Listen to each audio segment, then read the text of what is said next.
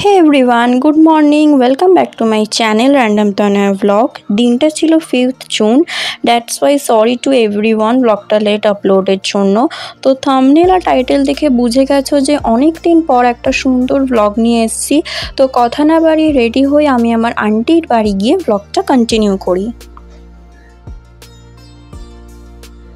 সেদিন ছিল আমার আন্টির সাধের অনুষ্ঠান। দ্যাটস ওয়াই মেন প্রোগ্রাম থেকে ব্লগটা শুরু করলাম। একটা জিনিস জানো তো নোটিস করেছি, যে কোনো অনুষ্ঠান হোক, সে আমার বাড়ি বা অন্য কারোর বাড়ি, ব্লগের মতো গুছিয়ে ব্যাপারটা করা হয়ে ওঠে না। তাই যে মুহূর্তগুলো বন্দি করি সেগুলোকে চেষ্টা করি যত্ন করে ব্লগের আকার দিয়ে তোমাদের সাথে শেয়ার করা। কাদের সাথে এটা হয় কমেন্টে বলো তো আমায়। আর আমার এই আন্টিকে আগে কিছু ব্লগে কিন্তু তোমরা দেখেছো, কোন ব্লগে বা কোন কোন ব্লগে তোমরা দেখেছো কমেন্টে বলো। ঘরটা খুব সুন্দর করে সাজানো হয়েছিল, আর আন্টির জন্য যেসব গিফট সবাই এনেছিল সেগুলোও দেখো প্রপারলি অর্গানাইজ করে রাখা হয়েছে। আর স্বাদের স্পেশাল মেনু তো মাস্ট, যেটা বাদে স্বাদ কেন যে কোনো অনুষ্ঠানই ইনকমপ্লিট, মানে খাওয়া দাওয়ার কথা বলছি আর কি। তো সেসবও সুন্দর করে গুছিয়ে দেওয়া হয়েছে। এবার সবাই আশীর্বাদ করে মিষ্টি মুখ করাবে, যা বাদে যে কোনো শুভ অনুষ্ঠানই ইনকমপ্লিট হয়। সেই সঙ্গে ফটো সেশন তো মাস্ট। আর উডবি মাদারের সাথে আমরা সবাই নিজেরাও কিন্তু বেশ ভালোই সাজগোজ করেছিলাম। ওই যে বললাম ফটো সেশন মাস্ট, তার সাথে এক আনন্দ অনুষ্ঠান, না সাজলে হয় বলো। আমার এই আন্টির কাছে ক্লাস 3 থেকে 8 পর্যন্ত টিউশন পড়তাম। আমার ফার্স্ট টিউটার ছিলেন ইনি। তখন আমি আন্টিকে জমের মতো ভয় পেতাম, কারণ আন্টি যেমন খুব যত্ন নিয়ে পড়াতো, তেমন পড়া না পারলে বা কিছু ভুল করলে প্রচুর পিটি আর বকুনিও দিত। যদিও সব টিচারই পড়া না পারলে শাস্তি তো দেবেনই, তখন রাগ হলেও এখন বুঝি যে ওই শাস্তিগুলো পেয়েছি বলেই আজ এই জায়গায় আসতে পেরেছি। আর আন্টির কাছে তো অনেক ছোট থেকে পড়তে যেতাম, তো ওনার বাড়ির অনেককেই আমি চিনি, তারাও আমায় চেনে। তো তাদের সাথে দেখা হলে আমায় বলে যে তুমি কত ছোট ছিলে তখন ফ্রক পরে কাঁধে ব্যাগ নিয়ে পড়তে আসতে। এই অবধি ঠিক ছিল, বাট তারপর যখন তারা বলেন যে পড়া না পারলে তুমি কান ধরে দাঁড়িয়ে থাকতে, মানে এটা শোনার পর মনে হয় কি এটা মনে করানোর কি খুব দরকার ছিল। কিন্তু সত্যি বলতে এগুলো শুনতে যে মন্দ লাগতো তা না, বরং ছোটবেলার কথা শুনতে বেশ আনন্দই পাই আমি বরাবর।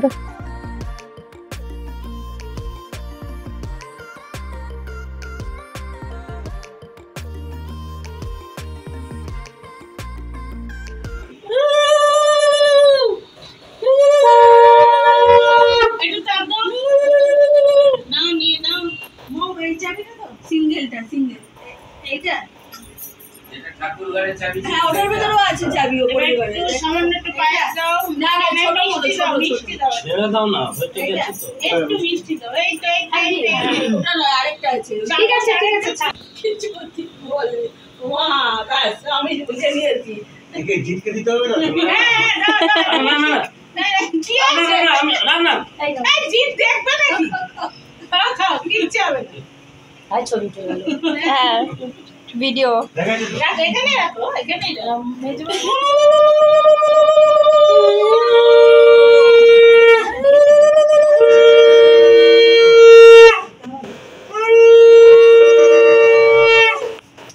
দেখি আমার জামাইকে আশীর্বাদ করে দিই।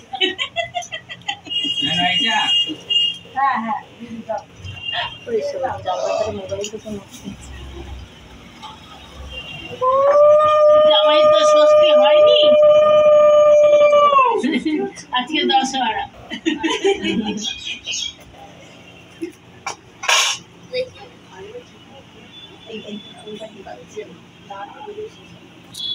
ওই চিন্তারে হতে রে যে কখন ওই চশমাটা আমার ছেলে যদি শুনে পাগল করে দেবো, তাহলে পাওয়া যায়নি হবে ঘরে কোথাও রেখেছে, এখন খুঁজে পাচ্ছে না।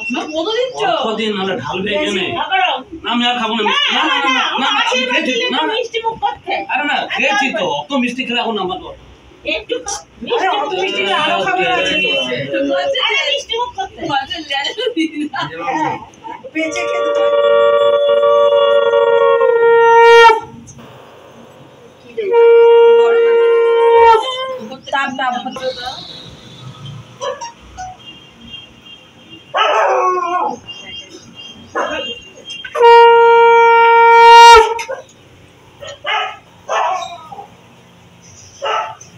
আবার আপনি এসে গেছে বন্ধুগুলা রাতভর বন্ধুগুলা জানা তাই একেবারে কি হলো এই যে আমার ইয়েতে এনেছি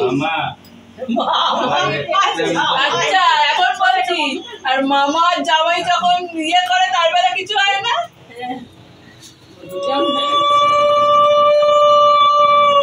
নির্মল এই শাড়িটা কি খাবে বলো একটা তোমার পছন্দ মিষ্টি খাচ্ছে এই মিষ্টি পাখাটা চালাই উপরে না না না, না, সব পুড়ে যাবে এটা এই প্যান চালানো আছে না এটা উপরে ফেললে সবার গরম লাগবে না এটা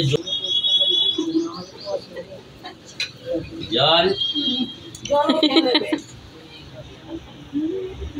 মানুষের ভালোটা তো দেখতে পারিস বল এবার কোনটা খাওয়াবো ধান দুপোতে ধান দুপোটা হবে তো ভাই আনতে দে ভাই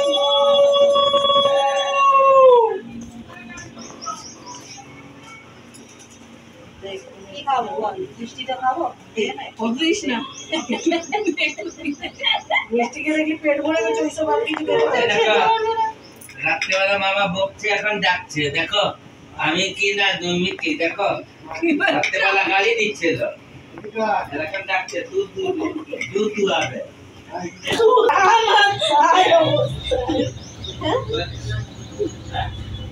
একটু পায়েস খাই দেবো ওই পায়েস পায়েস কিন্তু পেট ভরে যাবে একটু খাই খেতে পারবো তুই তো খেয়ে গেছিস মালা তো করছিস না কিছু সব খেয়ে গেছিস শুধু পায়েস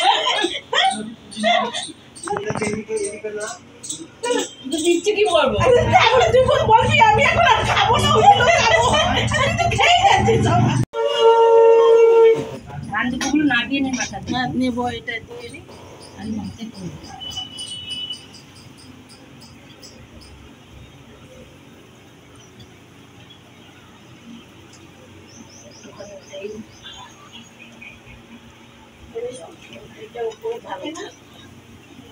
পেছন দিকে নাড়িয়ে চেয়ে থাকবো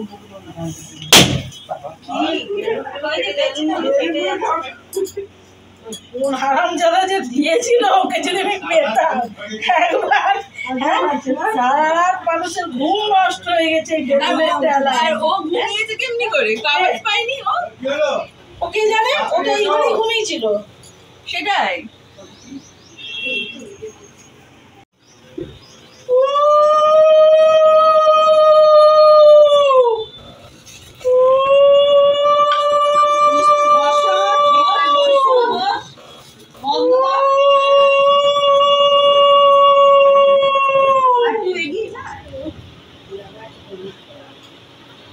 আলোটা বড্ড কম মেশিনের ওপর এখানে ওখানে রেখে দেয় বারবার জায়গায় রেখে যাও জায়গায় রাখ ওই আলোটা তো নাই কোনো শাড়ি টাড়ি নিচে যাওয়া পড়ে গেছে কিনা দেখ না হয়ে গেছে দেখি ওর বয়স আশীর্বাদ অ্যান্ড মিষ্টিমুখ পর্ব ডান। এবার উঠবি মাদারের সাথে সবার ফটো সেশনের পালা। বাঙালিদের অন্যান্য যেসব অনুষ্ঠান হয় সেসব অনুষ্ঠানের কারণ বা অর্থ আমার জানা থাকলেও স্বাদের অনুষ্ঠানের কারণ বা অর্থ সেভাবে আমার জানা নেই। আমি শুধু জানি যে একটা পুচকো বেবির আসার আনন্দে পরিবারের সবাই হবু মাকে আশীর্বাদ করে তার পছন্দের খাবার রান্না করে তাকে খাওয়ায়। হবু মা যেহেতু বেবি ক্যারি করে বেবির জন্ম দেয়, সো সবাই মিলে প্রে করে যাতে উডবি মাদার অ্যান্ড তার বেবি সুস্থ আর হেলদি আর ঠিকঠাক থাকে। আমি খুব একটা ভুল মেবি জানি না। যদি এই অনুষ্ঠান সম্পর্কে তোমরা আর কিছু জানো তো কমেন্টে বলো তো আমায়।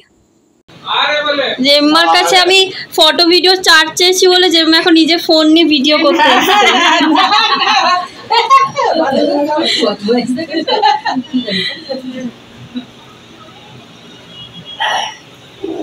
মা শাকটা ভালো করে ধরেছো? এই আন্টির বাড়িতে আমি ভিডিও শ্যুটও করতে আসি। সেদিনও ভেবে গেছিলাম কয়েকটা রিলস বানাবো, দ্যাটস ওয়াই চুল ছেড়ে কেত মেরে গেছিলাম এই বিশাল গরমের মধ্যেও। বাট ছাদে গিয়ে পৃথিবী টলানো যেরম রোদ দেখলাম তা দেখে চুপচাপ নিচে নেমে এসেছিলাম। যদিও জানি যে কষ্ট না করলে কেষ্ট মেলে না, বাট এই কষ্ট করার জন্য শরীরটা ঠিক রাখা ইম্পর্টেন্ট। সো সবাইকে বলছি, যে হারে গরম আর রোদ বাড়ছে, খুব দরকার না হলে প্লিজ কেউ বাইরে বেরিও না। সকালের পর বা দুপুরবেলায় আর বেরোলেও ঠান্ডা জলের বোতল, সুতির রুমাল আর ছাতা ক্যারি করা মাস্ট। খুব ভালো হয় যদি জলের বোতলে ORS বা নুন, চিনি, লেবু মিশিয়ে নিয়ে বেরোনো।